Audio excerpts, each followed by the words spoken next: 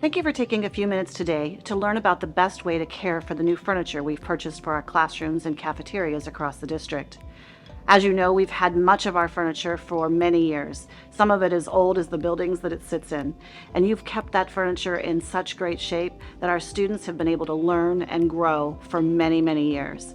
But now, as we've made an investment in updating that furniture and creating learning spaces to fit today's learning styles, we'd like you to take a few minutes today to learn the best way to care for that furniture so that it can last the many years that our previous furniture did. Today you'll hear from the experts on the best way to care for the furniture and what to think about when something breaks, because in the past you've done a great job of fixing them. Now we have warranties that it would be important for you to think about.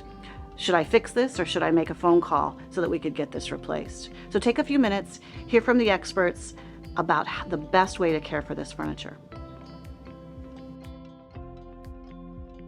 Hi, my name is Derek Reese and I'm with Arizona Furnishings. Today we're going to talk about the do's and don'ts of FF&E.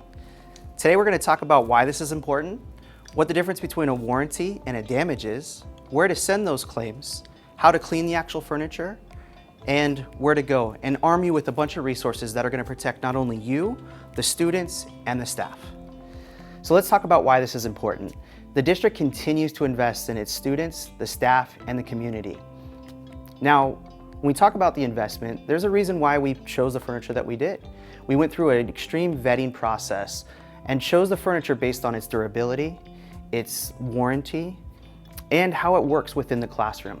So today we want to arm you with those tools to identify certain problem areas, how to identify a damage or a warranty, and what to do if you come across one of those. We want to protect this investment that's going to be here for years to come, and our children can flourish using it. So let's talk about the difference between a warranty and a damage. Damage is probably the most important. It is time sensitive.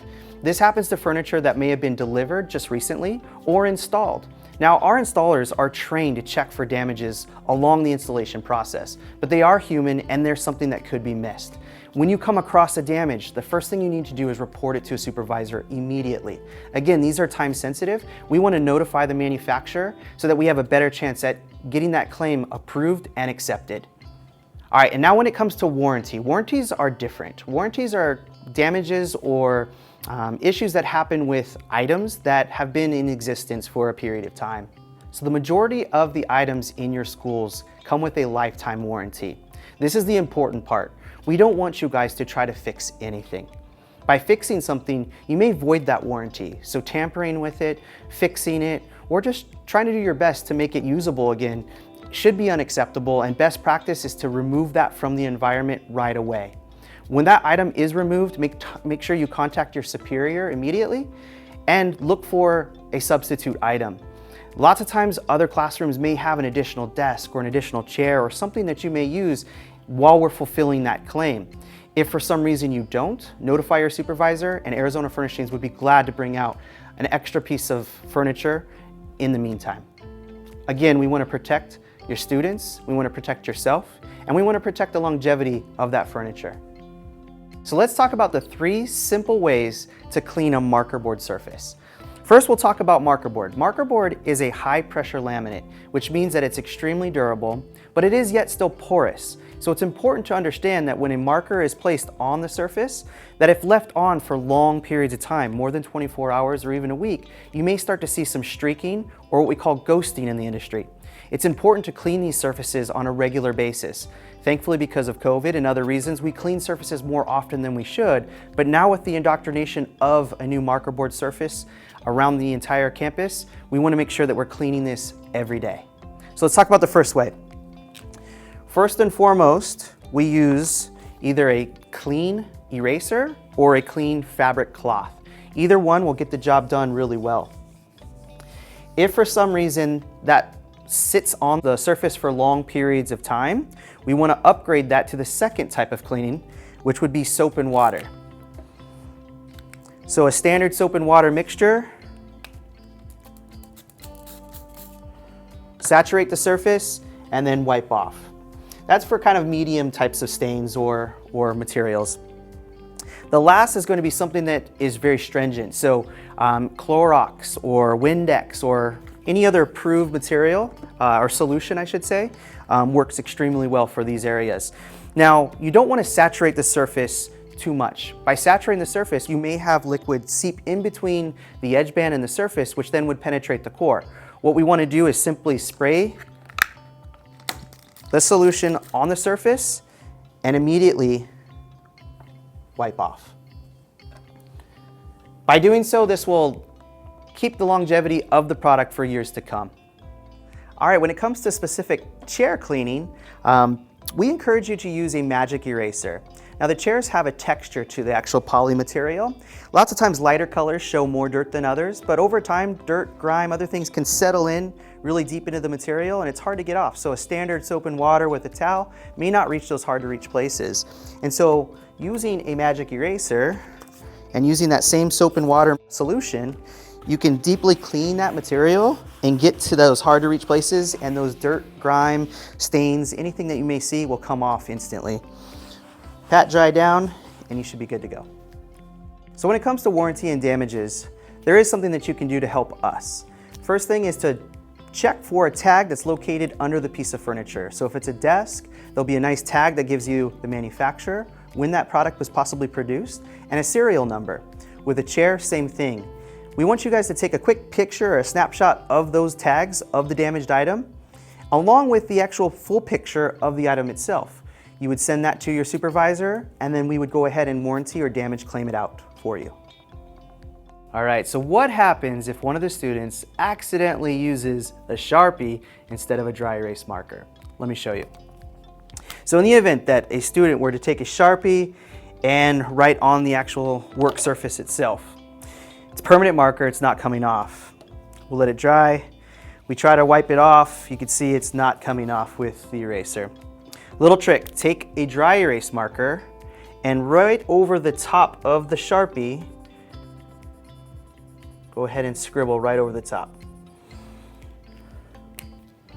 Take your dry eraser and wipe it away. You may have a little residue, so that soap and water comes in right after. Cleans up that mess, and you have a brand new work surface all over again. So this is the Mesa Public School Seco convertible bench. This is the standard for all elementary schools. This table carries a lifetime warranty. You don't want to touch anything, you don't want to try to fix anything, because we will take care of it if anything were to happen. Let me show you where to take a picture if, for example, something were to happen. By grabbing the middle of the back of the table, lifting up, the sticker is going to be located right here in the bottom of the frame. It's a big, bright silver metallic sticker. Take a picture, make sure that serial number is nice and clear, and then send that to your supervisor and we'll handle the rest. Hi, my name is Rayanne Fox and I work for Saxton Bradley, and we provided the furniture at Smith Junior High. And today we are going to go through some cleaning instructions, how to clear the room, and a few other tips that might be helpful to you in your jobs. Okay, one of the surfaces that you have in the classrooms on the taller tables, you want to make sure if you see kind of a glare to them, that's going to be the whiteboard surface. And so for cleaning, you want to make sure that you're using a gentle cleanser. It could be a soap and water, it can be something like a cleaner like a Windex or something, but you want to make sure that when you're spraying it on there, that you, not only when you spray it, that you make sure you dry it off. You want to make sure and really get it dry after you clean a space. So one of the things that may happen though, oftentimes students like to use permanent markers. And so that has been an issue with schools across the country when students are writing and they write on something and you can't get it off with a permanent marker. Well, lo and behold, the wonderful thing about this furniture is you can actually clean that and get that marker off. And the way to do that is I'm going to go ahead and I'm going to model it right here. This is permanent marker. And what we are going to do is we are going to take just an Expo marker, and we're going to take that marker and we're going to write right over the top of it. Now, once I do that, I should be able to simply wipe it off. And there you go. The surface is clean again. Okay, here we have our thumbprint desks, and on our thumbprint desk you can see here it has a very odd shape, and we'll go over a little bit more about that in a little bit. But what we have here is so you can see pencil markings from the students. It looks pretty dirty, so I want to make sure that you can see that it is just as easy to clean. You can go ahead and spray it with a bottle, or you can use soap and water. And just a soft towel, nothing abrasive. You don't want anything that's going to scratch it. So if you think of those sponges and that have the green scratchy side, you don't want to be using that on the surfaces. So all I need to simply do is kind of move in a circular motion, and that's just going to get it in the grooves for me here. And you can see that that whole area has come clean. Now, this also works for permanent marker as it does on the whiteboard. So if I write permanent marker on this surface again, it's the same process. I will take the dry expo here and I will cover up that marker. And I can take a Kleenex first to do the first wipe here. Comes off there, and then there's a little bit of a shadow there, so simply spray and wipe, and it's clean. Sometimes when you are trying to go through and clean a room, the students have left the chairs on the floor, which is not really convenient for vacuuming. So we're going to show you how you can stack things on the side and hang them off the side so that you can actually vacuum down below. The first chair we're going to show you, this is called a hockey, which stands for stool in German. And what it has these little edges here, these little ridges, where you can actually hang it on the side. And it can hang there on the side, or you can put it face down on the top. I wouldn't suggest doing this side because there may be things from the ground, there may be some stones or something that may have kind of gotten in there and it could scratch up the surface. So those are the two ways to put this seat up so that you can vacuum underneath. This chair here is called the Panto Move, and this chair has a special feature. It goes up and down, and we could demonstrate that in a little bit, but the one thing it has a little hook on the back here that you can see, and that hook is rubber, and what it allows for, it's a little piece that allows it to hang. And so when you hang it on there, I can bump it, and it's not going to go anywhere. And I have space then to be able to vacuum underneath as well. One more example of chair that you have. This is called the Panto Swing. And the Panto Swing has two ways that it can be placed on top. Because of the size of these tables, it can just actually has a little lip here. And it can just hang off the top. And I'll show you that little lip that it has there that it catches on right down below here. Now the other way you can put it on the table is backwards. And that will allow you then to vacuum and do what you need to do in that space. Now we all know there's a time of the year, whether it's the end of the year, mid-year, when you have to clean all of the carpets. Now the nice thing is this new furniture will make it a lot easier for you to do. So I'm going to demonstrate quickly how you can stack and move some things out of the way really quickly. So first going to demonstrate with the thumbprint tables here. These desks here we're going to move it over slightly. They actually stack right on top of each other. And so all I need to do is simply take a look. Obviously the curve here is important. And you see the black tips here on the top, on both of them are black here. And that's important as well to know which one will stack on which one. So all I need to do is simply bring this table over here, put it on top, and slide it. The thumbprint desk can stack up to 8 high, but we want to suggest that you don't try to push more than 5 of them at a time because they get to be a little bit heavy and awkward. So in order to move them, they have 2 casters on one side, which allows it to be like a wheelbarrow effect to move it back and forth. And so you need to make sure that the casters are unlocked because right now I'm not able to move the tables because the caster is locked. So that means I need to come down here and I need to go and I need to kick in the caster to unlock it. So I am then able to move the caster, and to lock it again, I simply press down on the lever. Once the casters are unlocked, you can then pull. We suggest pulling because it's a little bit easier than it is to push the desks, but you can simply grab them, lift up a little bit on one side, and pull them away to clear the space. Also in the classrooms, you will see that they have flip tables, and the flip tables have the ability to flip and nest and be moved out of the way as well to help clear that space for you. So here with the flip tables, they have two little handles under here, and they're little levers that you pull back, and you can see that you can pull them back. It's locked, it's not going anywhere, and then you can simply move the table, again making sure the casters are not locked, and then push them against each other and get them out of the space. In the classrooms, the students have different types of seating, and one of the types of seating, there are 3 different versions of it, but they all have vinyl on them. And so with the vinyl, it's just similar to the tabletops. It is using soap and water and a soft cloth, never anything abrasive, of course, to wash and clean it off, but make sure you dry it off. You don't want to leave water residue on the top of it after you're done, so make sure it's clean and dry. We know that sometimes things can happen and there can be damages that you may find on desks or chairs. So in order to take care of that problem, one of the things you need to do is you need to make sure and take a picture of any damage that you see.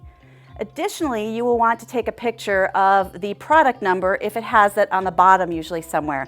For example, on this table right here, you can see there's a product number there.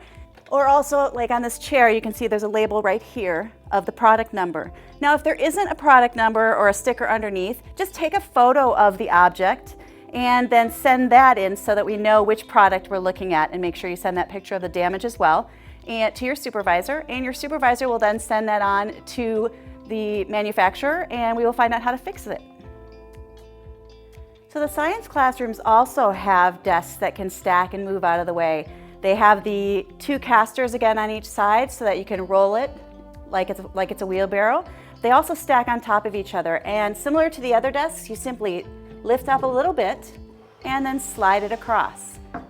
And when you remove it, you do the same, slide it across to remove it. Now I'm guessing when you are clearing a classroom, you're going to need to move the chairs and stack them up. The Panto swing chair here can stack 5 high, and to do that, a lot of times people try to lift it up and put it right on top, and that's not going to work. So what you need to do is just slide it in here and stack it 5 high. Hi everyone, I'm Andrea Dunlap. I'm the Regional Manager for Lakeshore Learning here in Arizona, and I'm the representative for Mesa Public Schools for Lakeshore Learning. We're here today to talk about how to clean and best practices of cleaning the new preschool furniture that we implemented about a year ago with the Mesa Public Schools Preschool Refresh. So to get started, we're going to talk about the Flex Junior mobile tables. In your classrooms, you may have rectangles, circles, floor tables, but they're all very similar. And the great news is that we designed them to be easy to clean. And so you should be able to do that really simply. So one of the features of these tables is that it is a laminate top. And there's also a laminate on the bottom. Should anything get underneath, it can be cleaned or scraped if things are stuck underneath very easily because it's sealed and there's no compromising of the particle board, which typically would cause moisture and compromise the integrity of the table. So you can clean all of them very similarly. We recommend a gentle cleaner. Soap and water is great, a cloth, a paper towel. If there's anything that's a little more stubborn, like a crayon, because crayons do have wax in them, so they may take a little longer to get clean. We recommend something like a Myers or Honest brand or the Alpha HB that you're using already. So for example, these are things that might be found in the preschool classroom: markers, glue, crayons more commonly. So the crayons, as I mentioned, are a little more stubborn. So I'm going to just do a little demo here with some crayon. And again, if you want to give it a try and wipe with water or a cloth, you may find that it's a little difficult for it to come off. You can try a wipe. And again, you can see it's a little more stubborn, or you can use one of your cleansers. And usually we recommend to spray it on and give it a few seconds or a minute or two to soak. And then you can take a sponge and even use a little bit of the rough side to scrub a little bit more if you're having trouble getting it to come off. So for example,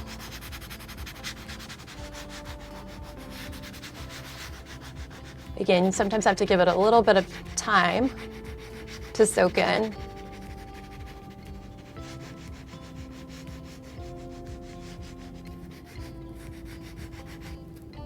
And then you can use, again, a wipe or a paper towel or a cloth. So another thing I wanted to address today is some of the components or furniture pieces in your classroom that are from our birch line. They are made of birch wood and they have a finish on the top of them. All of these items would be, examples of these items would be the kitchen in your dramatic play, your privacy cube, your block cabinet. In some cases, those who have the listening center library, those are made of birch. You can tell because it's a little bit of a sheen on it, and also the corners are squared off versus your heavy duty, which have a taller lip on them. So when cleaning these items, you can adhere to the same best practice as cleaning your Flex Junior mobile tables, using the same things that we discussed for those. The one caveat, an important thing to remember when cleaning your birch furniture, is you never want to let liquid or cleanser stay for very long. You want to make sure it's wiped dry when you're done cleaning. You would never want to leave any standing liquid on your birch furniture. Another addition to the preschool classroom refresh here in Mesa is a couple pieces that are vinyl. These are the super soft tree seats, safe tree seats, and they look like trees, tree stumps. And one thing to remember when cleaning these, you can use the same similar practice as damp cloths, damp baby wipe, any of those types of things that you use to clean your tables. But what you do not want to do with the vinyl is use a scratchy surface of a sponge, for example, or the hard side of a sponge. So baby wipes, just as a hint, work really well to clean your vinyl. You may also have in your classroom the Just Like Home sofa or the Just Like Home couch, and those may look like leather, or they may be a color like a blue. And so you would also want to make sure that those are included in the same instructions as the tree seat. Hopefully you learned some new things about how to care for the furniture. Some of it might have been very familiar to you, but a nice refresher. So I want to thank you for the care that you give our classrooms, our furnishings, and our students. You truly make a difference in their lives every day, and you help us fulfill the promise to know every student by name, serve them by strength and need, and make sure that they graduate ready for college, career, and community. Your impact on those learning environments ensures that all of us live into that promise. Thank you.